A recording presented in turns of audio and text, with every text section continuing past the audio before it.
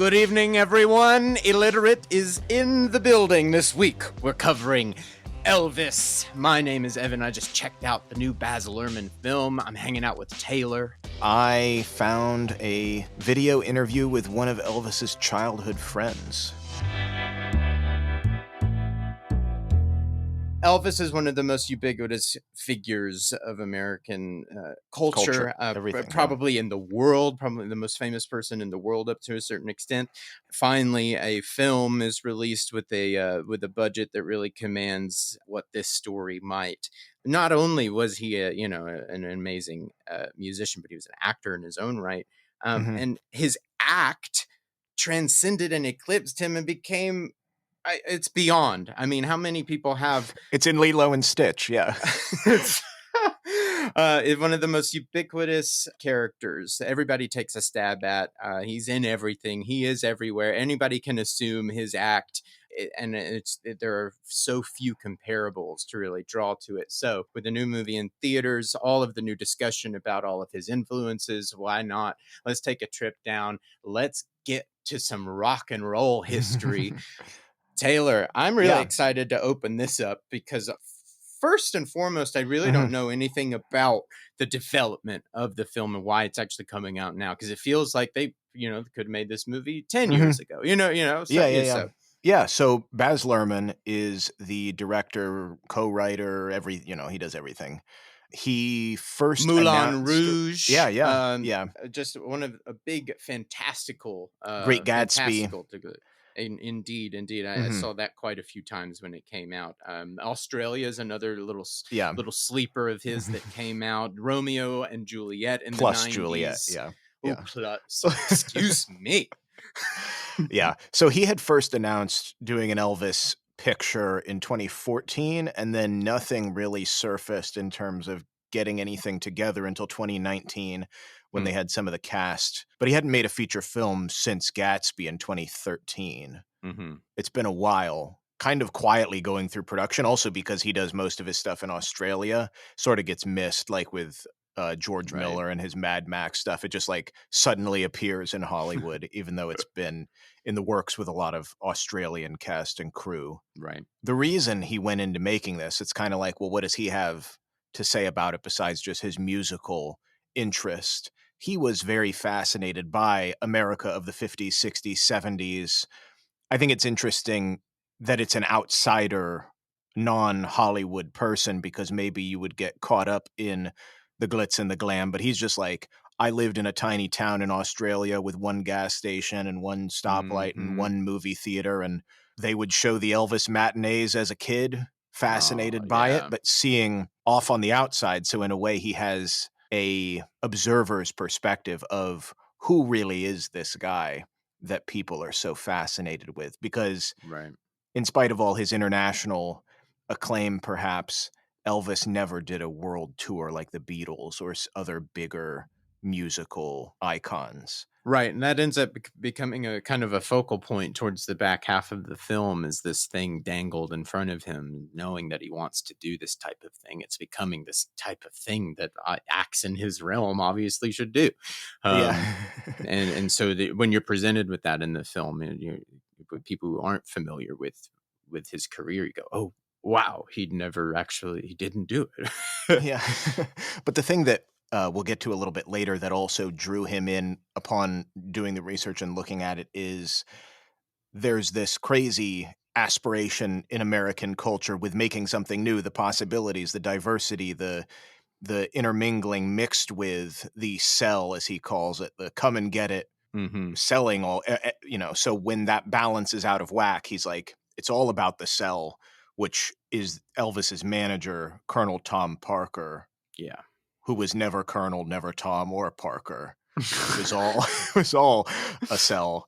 And then, I think that he's a new character emerging for a lot of people. I didn't know, I'd never heard the name until I heard Tom Hanks was playing him. So I think that getting Tom Hanks involved in this character, obviously being from much from his point of view, to a certain extent, has been part of the hook in terms of how this is presented. Pretty interesting too, and that somebody this big, I mean, it's Elvis we're talking about here, but I'd never really had any notion of this manager in the back, you know? Yeah. So it's the two those are the two things where he's drawing from is this story of a very spiritual guy born of gospel, Elvis, and then this salesman. So he said it's between sell and soul. And Hmm. I think that that is a strong reason Yeah. to be curious about. So then with him getting through all the casting and whatnot, I didn't know the main guy. It seems kind of like betting on a newer person in the scene as opposed to somebody Well, that I'll you tell would you expect. this. Yeah. When it comes down to these types of decisions, you can go with a name, and that Yeah. can bring in an audience and that can bring in an aura, or it can also detract. It can also be distracting. And that depends on what you're doing, what your story is, and where you want people's attention to be. That varies with every project. And this, I think, what their decision came down to is when you see Elvis, they don't want you thinking of any other image Yeah, yeah. other than this is Elvis. They don't want you to see Harry Styles and start thinking about Mhm. Harry Styles. They want you to see somebody you have never seen before so that when they say this is Elvis, you go, that's Elvis. Yeah, yeah. That's part of Or the you're like, magic trick. "Oh, he I was on some Disney Channel stuff maybe that you would think," but you're like, "I don't really know." Yeah, That's part of the he's magic trick here. They're banking that you've probably never seen his face before. They're not banking that anybody knows who, Austin Butler. yeah. People are not banking on his name to get in this. There, Tom Hanks. Yes, that's a different way. You see how they Yeah, yeah. position that in the marketing, but not on Austin Butler. They want the illusion that Elvis is in this movie. They're not going to say that, but they want you to Yeah. feel that. Yeah, and so he sent Baz Luhrmann an audition playing the song Unchained Melody and just completely floored him. Everybody goes through the auditions, Miles Teller, Harry Hmm. Styles, etc. But Told you. Luhrmann didn't really know he's like, "Oh, he's from Anaheim. He doesn't have the Southern accent." Like, he really, really put in the work ethic and effort to do it and completely Wow. got it because of that. And there was some questioning of him doing the singing. Just recently, they released a pre-production video where they're just testing camera lenses and he's singing. And so most of it, especially when he's young, is Austin Butler's vocals as Elvis, which I is did pretty some reading crazy. into Yeah. that as well, and they're using an interesting technique that has been popularized with Star Wars recently. They're blending with AI. This is something that wasn't done on the Bohemian Rhapsody movie Mhm. to this extent. They might have started playing with it during that, but it certainly wasn't done on Rocket Man, from what I know. But this one, I think, is really doing a lot of it. To be quite honest, Oh, interesting. he is definitely performing. He is absolutely performing, and the difference is you can really tell that he is doing the right things to produce the right sound in his neck, in his jaw, with his tongue. All of the energy is correct, in which you can see the difference in like Rami Malek, who was never even pretending really to sing. It was Right.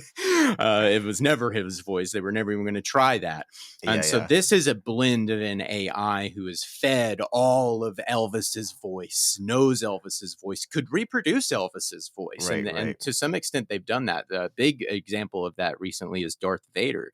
James Earl Jones is 91 years old. If you listen to the Vader Uh, performance in Kenobi, it sounds strikingly different than what he sounded like in Rogue One, which was a few years ago now. So you can see the shift starting to happen. It's an interesting territory that we're really getting into. yeah. And with this movie in particular, I think it's wildly successful because for the first time out of these biopics, I'm really believing that it is Mhm. the person on screen emoting the sound. Yeah. And the last time I really felt like that was happening was like Walk the Line, where they went to great lengths to actually redo every song with the real actors and record a completely. That's a completely different way of doing it. And we have swung back to no, we want to use Elvis. We really want to Yeah. use Elvis, but we want to also use Austin. How can we do both and create a real illusion? I'm really into this. This is a new magic trick. And I think if you pair it with the right talent, which they did, Yeah. it can create something that starts to approach of like, oh, wow, he's really doing it. Yeah. Well, and then with the authenticity, the big thing that happened with the advertising, at least that I saw, is the Presley family and company endorsing it, which I guess has not happened for many things related to him. Right. That was some of the stuff where it's like they didn't have an input in the film, but Austin Butler met with Priscilla and they had a pretty Mm. interesting connection. Both Austin Butler and Elvis, their moms passed away when they were 23. Oh, So wow. I guess he Yeah. was talking with her about that. He's able to put in It's some an of his interesting own window. Yeah. personal life into it and working on being a performer, Yeah. even though the Presley family had no say in what was cut and what was put in and what was fabricated and all of that. Hopefully, it stands to say something now that they're like, yeah, we actually like this. Yeah, right, because they could have not said that. Yeah, yeah, Yeah, it means a lot. You have to look at those kinds of statements from a couple different lenses because this is coming from a family who was not involved, totally on the outside, then seeing the finished product and saying, "Yeah, we like it." yeah, That to me holds a little bit more credence. yeah. And so with that, looking into, well, if the family didn't have any say and whatnot, people do credit Baz Luhrmann for doing research. I guess he's a very researched person, and I was able to find, as evidenced in the intro, some effort into that from him. I mentioned that he hadn't done features since Great Gatsby, Hmm. but he did work on a show Yeah.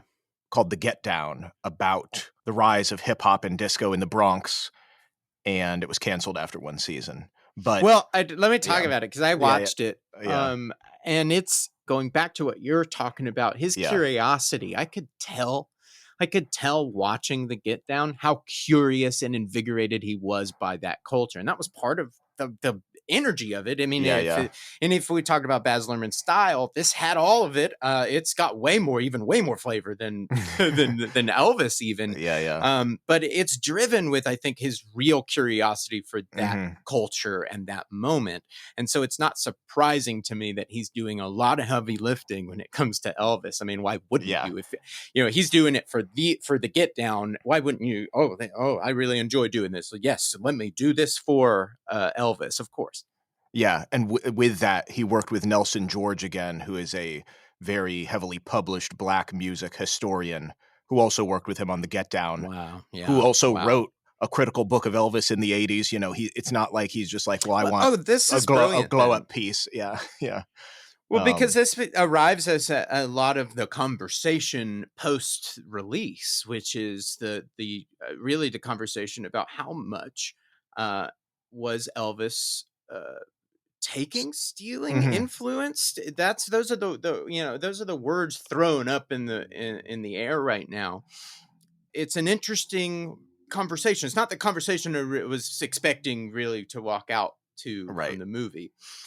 I had no idea that Baz was working with somebody of such stature, which I think should be the first thing that they should be telling Yeah. people. Yeah. He's working with He's a a guy who was consultant. Yeah. critical of Elvis back in the '80s. Right, right. Yeah. Yeah. So Yeah. Yeah. then that critical eye is all over this script. Yeah. Well, and in a uh, way too, Baz Luhrmann, like that's why I say bringing up the fact that he's from a small town in Australia, he doesn't have necessarily all of the same life experience that somebody living in America might and relating right, to right, race in America in the same way. So like you said, this outsider curiosity, obviously he's still a, exactly. white guy in the Well, I think yeah. it's a perfect thing for a filmmaker. You need to be curious. You need to be driven by the curiosity to understand. You want to reach out and try to put a lens on something that you or other people are curious about. I think Yeah.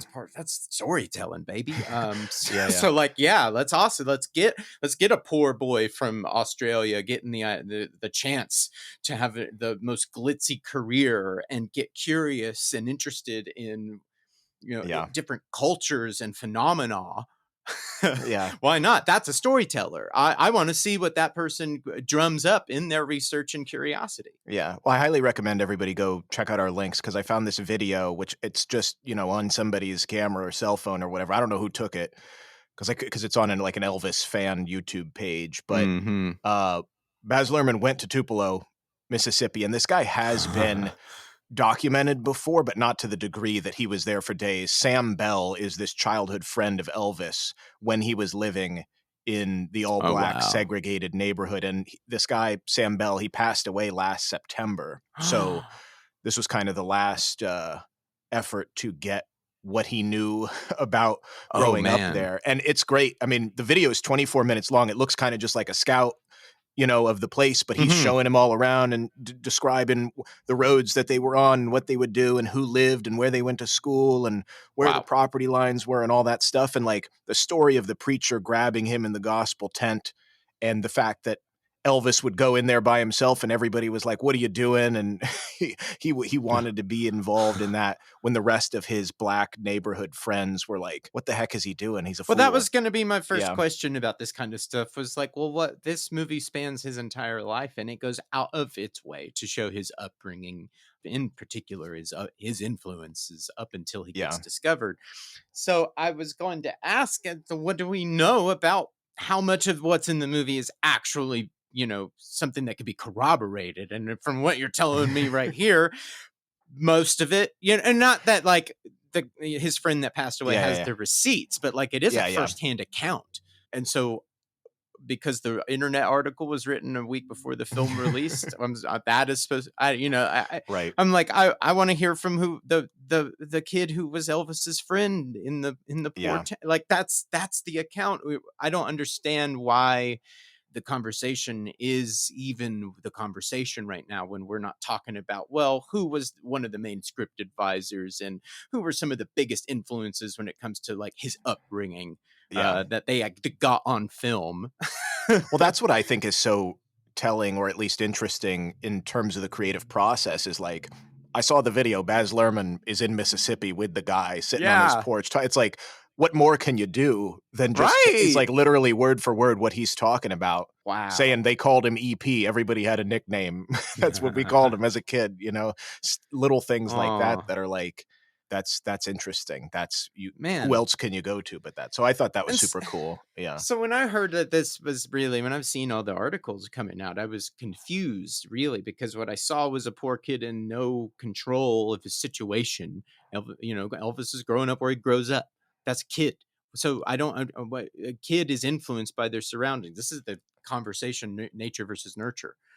Are we supposed to divorce his surroundings and his influences as a child from what he can create and do? I mean, like he's not conscious that he's taking and is being influenced by styles and pieces and melodies like that.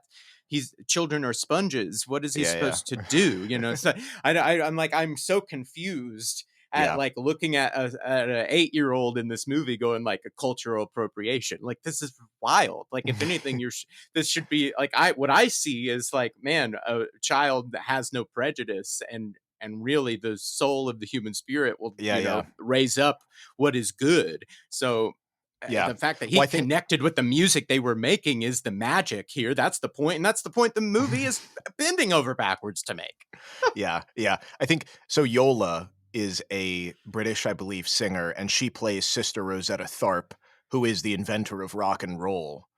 Uh, I mean, they actualize so many of these people. I mean, they yeah, yeah. really actualize and don't just, they're not just like filler in the background and somebody that like is in part of a shot. Like they have full sequences, they sing full songs, they are full characters, and they feel totally alive and thriving in their environments. What more do you want to like? Yeah. That we're supposed to try to bring them back to life to say, if we're going to have an Elvis biopic, if we have 3 hours to do it, man, well, shouldn't we Yeah. shine a light on some of his influences? Isn't this the conversation? I don't understand the conversation because all of this is in the movie. Yeah, well, that's what I think. So Nelson George, I'll post a link to an interview that he had, and then Yola, who also plays, like I said, Rosetta Tharpe. Of course, she would want more of her or more stories, and that's the whole point. But I think, like you said, a telling quote Of that she course. had, at least from her perspective, she was like, the easy narrative is he's the appropriator.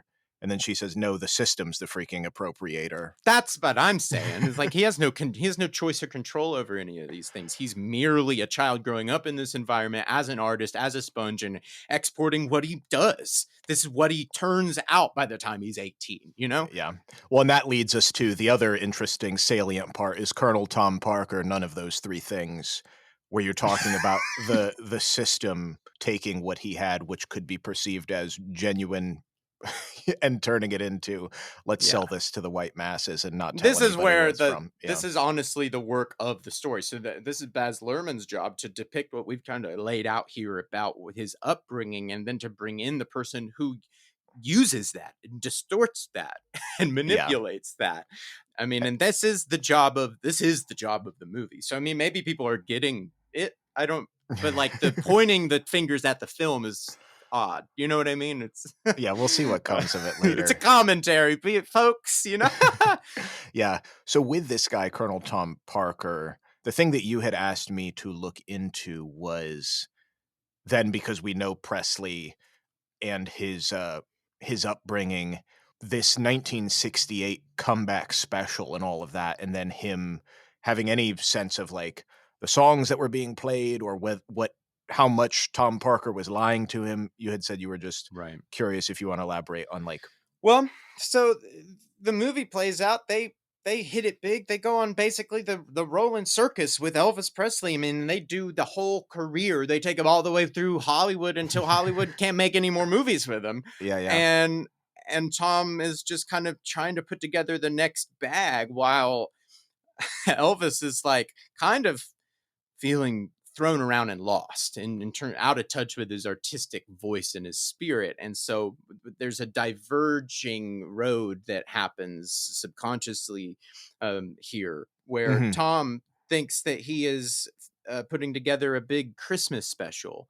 Meanwhile, Elvis is putting together what stands to be his comeback special. It's very different things. Yeah, yeah. um, and the drama that they pull out of this is very interesting as somebody that's like in entertainment and watching how much talent and Mhm. producers and production staff and how where the control lies and how things get messed up and move and where the power actually is. But it made me interested to know if any of the drama around, is Mhm. this a Christmas special, is this a comeback special, is Yeah. real. All that is real, very much, very much. So, It is real. yeah. And so one of the bigger revelations out of that, which is one of my favorite songs of Elvis's, is If I Can Dream. Mhm. This movie purports that that was written for the special in response to Robert Kennedy's shooting, So which what would yeah. be news to me. So what happened? Presley was very much moved by the assassinations of Kennedy and MLK, specifically in Yes. Memphis. He was quoted as saying, "This only confirmed everyone's worst feelings about the South." Both are He drawn out in the film. Yeah. Yeah. So they wanted him to do, at the end of this special, a spoken word statement about the situations going on in America. This was replaced at literally the very last minute by a song by the director, Steve Binder, Mm. written by Billy Goldenberg, who has from then gone on to do a ton of film scores. He worked with Spielberg a lot in his early Oh, TV work and wow. whatnot, TV music, and then lyricist Walter Brown. And so they changed what would be his spoken word stuff to reflect his beliefs and literally wrote it the night they were going to do it. Tom Wow. Parker did not like this at all because, of course, his Christmas special is crumbling. But Elvis does after I hearing, mean, and technically, yeah, he sold a Christmas special. yeah, So, like, yeah. now, it's an interesting, but it's not just like he wants a Christmas special. He's like, well, he did like say he would deliver a Christmas special to Mhm. an executive. Yeah. So he's kind of in the middle, anyway. Yeah. But Elvis loves it. Parker sees that. Elvis is quoted as saying, "I'm never gonna sing another song I don't believe in. I'm never going to make another Mm, movie I don't believe in," after hearing mm. this and wanting to do it. Parker, business shrewd, realizing, well, Elvis loves this, and it looks like it's gonna go down with or without me. He demanded 100% of the publishing rights for it to swoop in. So there was a lot of drama around this whole Christmas Wow. special thing, and specifically that song. Wasn't written by him for it. It was a last Okay. minute thing, but Okay. So the film, it the did film matter to him. glides over it, but Yeah. generally, yeah. Yeah. Yeah. Very much. Very much. And then as far as how Wow. much Baz Luhrmann is talking about this, he was like, I am not defending Elvis as a civil rights leader. He was like, he was never a political creature. Tom Parker was No. Yeah. always saying, don't talk politics. So he's not trying to put in that he's this great voice for the But this is generation part about of this. going Yeah. back full circle. Is this is part of ultimately he's an artist and the artist Yeah. has trouble divorcing himself from his own roots. He comes from the South. The South is in turmoil. In particular, the nation is in is in turmoil as Yeah. well. The artist feels a bit driven to use their voice, their art, their medium to push the envelope a little bit. And you know, Yeah. I mean, as far as I knew, he never really was a political bird at all. So that was why I was kind of Mhm. taken with like the movie presenting this of like, wow. I Yeah, mean, yeah. but this is the work of the film. It has to depict where he comes from to see how far he's pushed by the time the '60s are coming to a close. Yeah. Uh, this is And all to talk about who he is, where he came from, what he was influenced by, and what he actually cares about. Tom Parker pushing him down. So, like, you had also asked before the thing about him confronting him in Vegas, like having a Yes. because Parker I was is curious yeah. if they ever actually came, like, if they ever actually confronted one another. The way the movie plays out, I could see that them confronting each other could just be for the movie, and that they never face to face actually got to say you're dirty cheat. I mean, I think that I don't know exactly what happens in the movie, but they did distance themselves from each other Right. later in Elvis's career, but I know for a fact that Elvis didn't know of his illegal status in the country and the issue Right. of, "Oh, I wanna do an international thing and you won't let me," because, like, that was not Elvis had no knowledge of that in his Hmm. lifetime. What is interesting about and tying into, in real life, Tom Parker being from the Carnival Carney scene, I looked into a little bit more about him and was fascinated to find, which I'm sure you, Evan, have already picked up on where I'm going with the connection to other things that we've done. So Oh I no, found no, no, no, a bizarre no. interview with a agent in training from William Morris, which is like a talent agency representation in Hollywood. And this agent, Byron Raphael, was sort of shadowing Tom Parker in Oh in some of his no. dealings. So he would go and he would just travel around with the colonel and he'd go to all these little carnivals and witness really horrible, the geek type stuff from Nightmare Alley Yep, yep, that he's seeing yep. with the carnival. And then this is my favorite thing. Raphael, the agent in training, said that Tom Parker was a huge, huge fan of Nightmare Alley, the film from the 40s, the original one that came out. And they were, he was Oh, like, you're kidding. because this is, it's crazy how history intersects. But yeah, he saw it and loved it. He was like, I don't know how many times we saw it together. He talked about it for years. He just loved that movie. Oh Which is my like, it's a cautionary god. tale about don't do this stuff. We And could just he lived out his life in that wanting to be that Carney ring leader so bad. I mean, he did it. and died Oh alone my and yeah, god. yeah. Oh my god, dude, this is crazy. This is amazing. Yeah, go Um, back I'll post a link to we wait, covered Nightmare Alley, which didn't get a lot of buzz, last year, but it's literally this guy's life, and he watched yeah, the original movie. Yeah. yeah, please, if you haven't seen Nightmare Alley, the movie, go check it out. It's such a wonderful little genre journey. And then go check out our episode because we break it all down. It's a wonderful piece. And this ties right into Tom Parker and the carnival. This is absolutely incredible. If you were with us for Nightmare Alley, you can Yeah. see how the idea of the act, the geek, uh, and The con, uh, yeah. the Carney Con is all, this is the all floating around the same territory. This is absolutely astounding. Wow. Yeah. So that's the most the most interesting thing I could find that you probably won't see, Uh, but we care about yeah. it because I'm interested in the process. But yeah, Oh no, it's fascinating. I mean, again, coming off of Nightmare Alley, that really opens a window into Tom Parker because we don't know much about him. He's not an American citizen. He's a new figure for most mhm, people, most audiences going to see Elvis right now, and this is a good way to kind of give you a little idea of who this person is, what their values were, what their ideas were, what their everything going yeah, yeah, on yeah. with this person who really is new to people. I'm astounded. Incredible work, David. um, Oh, last little bit here, since Elvis is honestly, we could have done a 3-part series on Elvis. and there's so much Uh, to him. It's like this isn't even about right, him. It's what the movie is exactly. doing differently. Yeah. His act transcended. I mean, is just defined entertainment for multitudes to come. So, People literally become him. Like if you say impersonator, Elvis precedes that right. 100% of the time. It's like a religion in a way, which I guess I had looked, and it has followed his work since the mid 50s. People were doing it here and there. It was more just like small town talent competitions. Once he Really? died, once he died, it Oh went my gosh. mainstream. The only Oh person my that god. did it was for real while he was alive was Andy Kaufman, but he was Right, doing a lot right. of stuff. Yeah, but the white suit, the sideburns, all that stuff.